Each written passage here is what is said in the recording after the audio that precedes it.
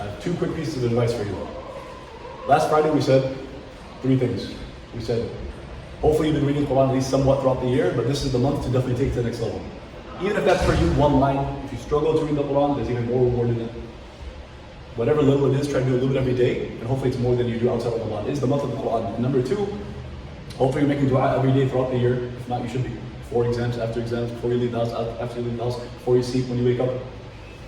Everybody needs it. You all need something, and dua is your weapon. But in Ramadan especially, you take it to the next level. And point number three was to pick at least one bad habit, not at least I should say, just pick one habit, because in a month or two, that's really enough time to just pick one habit.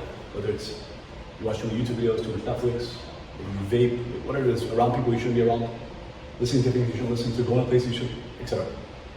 So pick one bad habit and spend that whole month doing your best to struggle with that bad habit. It's easier in Ramadan to break bad habits. And if you can do it for a month, and then you can push yourself another few weeks after, that's like 2 months, you'll be good.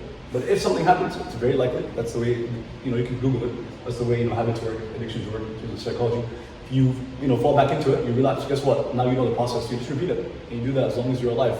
Ignoring everybody else, it doesn't matter how people see you, it matters your relationship with Allah. So those are the 3 points from last time. Part 2, today, piece of advice on Ramadan, I got 2 of them for you. The first is that Ramadan is an excellent time to reflect. Reflect on the year before, reflect on the year coming. And part of our reflection as Muslims, because reflection is like, I'm not telling you to sit with your legs crossed and think about where you are in the universe. You can do that, nothing wrong with that. But what I mean by reflect, I'm saying it's a little bit more concrete.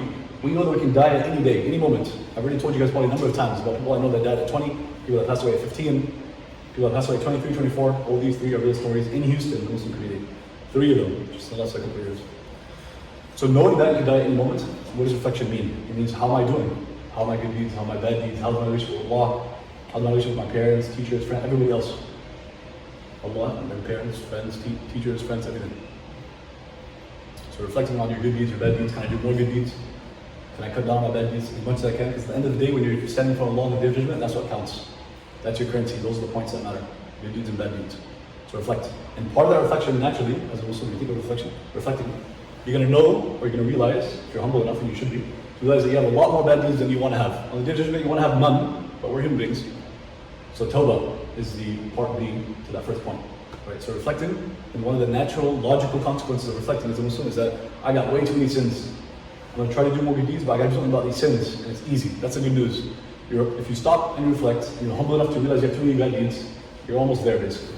Because all you have to do is make tawbah. It doesn't even take a second. It's just a feeling. You don't have to say anything special. You don't have to jump up and down. You don't have to pray rak'ahs. You don't have to learn a new ritual. You don't got to do anything. You don't have to go somewhere. You don't have to do hajj. Oh, that's part of tawbah. Or it can wipe away your sins. You don't have to fast extra fast. All it helps. Pray extra prayers. All that helps. But you don't need to do any of that. It's not required. It's extra, but it's not necessary. All it takes is less than a second, a moment to know Allah, and you just think to yourself or feel inside your heart, I wish I hadn't done it. I'm going to do my best to never repeat it. Oh Allah, please forgive me. I wish I had never done it. I'm going to do my best to never repeat it. Oh Allah, please forgive me for that sin. It's assuming the sin between you and Allah. If it's you and someone else, you got to ask them for forgiveness too. That's their right. So reflect and make tawbah. And this month is the best time to do so. And hopefully we do it continuously. أقول قولي هذا وأستغفر الله لكم واستغفروه يغفر لكم المستغفرين.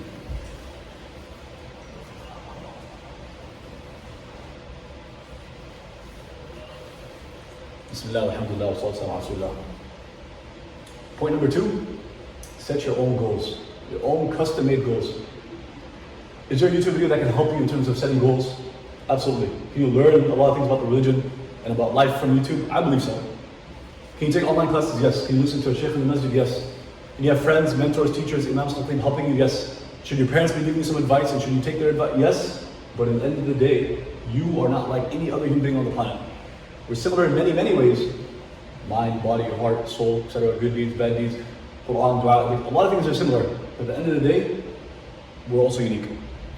Nobody else has your exact set of personality, time, place, where you grew up, who were your parents, what kind of family, what city, what school even. All those things shape who you are. And then your DNA, no one has your exact DNA. So everybody's unique. And because of that, you should have your own unique goals. Someone else has the goal, for example, going back to Quran, someone has the goal of reading the whole Quran this month.